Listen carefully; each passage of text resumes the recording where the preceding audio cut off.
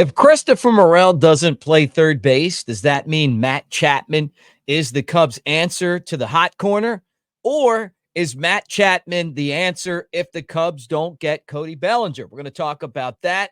Robert Stevenson, didn't talk about him a lot here, but there were some thoughts that maybe he'd end up with the Cubs. That not the case. He's going to the Angels. And another top 10 list. I love these top 10 lists. Top 10 minor league catchers.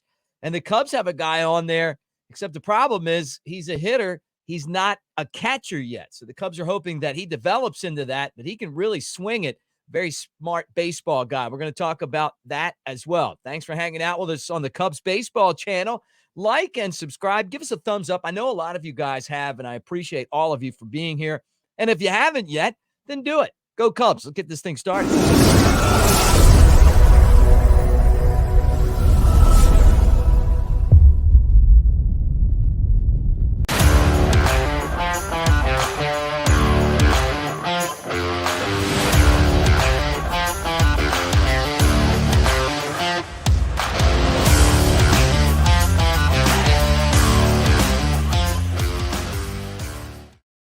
What do you say, everybody? Welcome to the Cubs baseball channel. I'm Mick Gillispie at Broadcaster Mick on the socials, and I appreciate you guys hanging out with us to talk some Cubs baseball.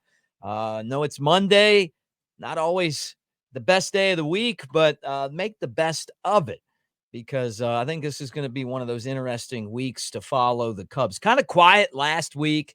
The week before that, obviously, was really exciting. The trade with the Dodgers and Cubs convention. Imanaga being introduced to the fan base. So I think that the Cubs are kind of, looking around at more deals. And I feel like Jed Hoyer is going to wait until he feels like he's got the exact deal that he wants before he makes a move. And, I wouldn't want anything less. I mean, there's still time before pitchers and catchers report on Valentine's Day. So let's start here as we talk about these Cubs. And Christopher Morel. I read an article sometimes where it felt like Craig Counsell was saying, hey, this guy's a utility guy. We really like him in that role. Maybe the Cubs don't feel like he's ready to be your everyday third baseman. Maybe he hasn't proven that yet as far as his defensive ability goes. I'd love to see it. I think a lot of you guys would, and maybe the Cubs front office as well. I mean, if he took over that role as a regular third baseman and was able to put up the power numbers that he did last year and didn't hurt you defensively, then that would be great with what you have coming back and what you may sign, right? But the feeling that I get is that, and as much as the Cubs say that he's not on the trade block, I think he's on the trade block for the right deal. And I think it's just because right now, his value, I think I talked about this on here a few times, his value could get a lot higher, but it could fall off. He may be as good as he's ever going to be. And that's what some people think. There's a real divide when you talk to people about Christopher Morel. The fact that he digressed in making contact, you don't have a spot for him on the field. It feels like a lot of times he's learning on the job. But then the other side, this guy hit 26 home runs, dominated in AAA, and he's only 24. I mean, he could figure it out, right? So what if they put him in that utility role? Could Matt Chapman be an option, a real option for the Cubs? And I'm so divided on this, almost like Morel. There's a couple ways to talk about the Gold Glove, platinum glove third baseman. I mean, you're talking about a guy who plays defense like the all-time greats at the hot corner, the Ron Santos and the Brooks Robinsons and Nolan Arenado. I mean, this guy's right up there with all of them. He's a really good defender, can hit a little bit. You worry if the bat is going to digress or will it stay consistent? I don't know. But right now, the Blue Jays, he played with Toronto last year. They may re-sign him. A lot of people think that.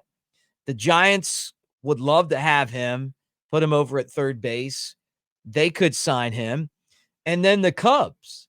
And if the Cubs sign him, I've seen two different theories on this. One is that he is the answer to what happens if you don't sign Cody Bellinger. Then you sign Matt Chapman. So is that, I don't know that Cubs fans would really like that option because I think everyone's united in wanting Cody Bellinger back, but at a fair deal, right? The other thing is that the Cubs are rumored to be a team that's going to spend a lot of money and be impactful between now and the start of the season in the free agent market. Could he be the answer to that? But a lot of stuff's going to happen. I think this is going to be an eventful week. He's someone, Matt Chapman, to keep an eye on because if the Cubs don't get him, I wouldn't be surprised if it's the Giants. The Giants obviously trying to keep up with what the Dodgers did in the offseason. And that is, to me, that's a pretty tough game to play because the Dodgers spent literally over $1 billion on a couple of guys. But the guys that they got are really good. I mean, you had Ohtani, Yamamoto, Glasnow. This is a good team.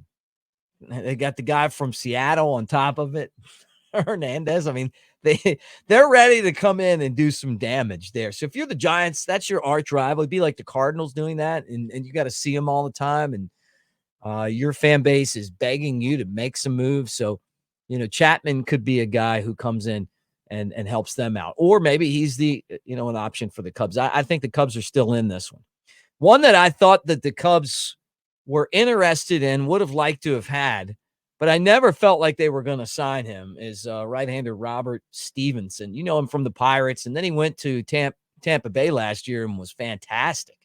I mean, he was amazing in Tampa Bay, and he got big money. I mean, you're talking about a $33 million contract, multi-year deal to go to the Angels. L.A. has the Dodgers, and then they have the Angels, right? And even with Ohtani and Mike Trout, the Angels were still basically like LA's minor league team. They need some help. They went out and got Ron Washington to manage the team. When Joe Madden was there, it felt like they were kind of dismissive of him. He talked about the organization when he left and basically said in a nice way that they have these shiny objects you look at, which would be the premier players. And then after that, it is a huge drop off. And I agree with him. That organization needs a ton of help. But getting Stephenson gives you a solid arm. Maybe they overpaid a little bit, but when you're in that spot, that's the situation that you're in with the Angels. And could that be the way that things go down with Blake Snell? Are they the team that's going to pay the Scott Boras ransom? Could be. And then what about Cody Bellinger? You're starting to hear that the Angels could be interested in him.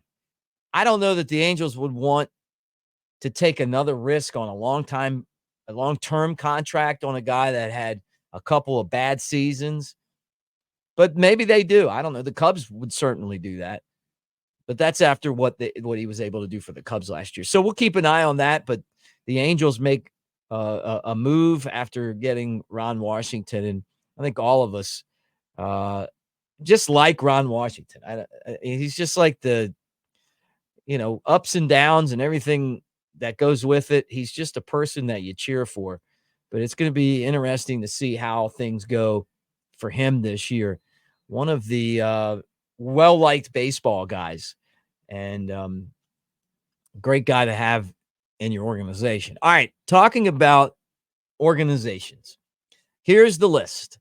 And today I'm going to talk about a guy who put up great numbers last year as a hitter and is now on this top 10 MLB pipeline catching prospect list, and that is number 8, Moises Ballesteros.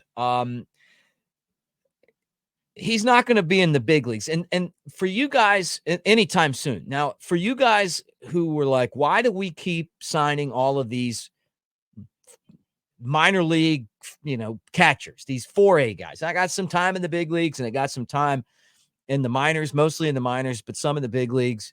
And there's a bunch of them at spring training. It's because the Cubs really don't have any depth at all as far as major league ready catching prospects, right? We talked about Pablo Aliendo, who's not on this list, but he's someone that I see as maybe second or third string catcher in the big leagues, but I think he's going to get there. Ballesteros is a hitting machine. He's a guy who hits and does a nice job at the plate hitting. Puts up the great numbers. The problem is, they moved him up 3 levels last year. He ended up in Double-A, and he's got a lot of work to do. I think he's got to improve his body to be a catcher. Just the defensive part of it, just to be able to get back there, catch the ball, throw out base runners, and all those things. They want to keep the bat consistent, but at the same time, the fielding aspect of it still has a lot of work to be done. So he's no one that you're going to see in the big leagues. And it's going to be interesting to see how that transition happens. And it's happened before. I mean, think about it. You've had guys over the years who could hit at a certain position and then learned how to field it. Now, catcher is one of the most important defensive positions that you have on the field.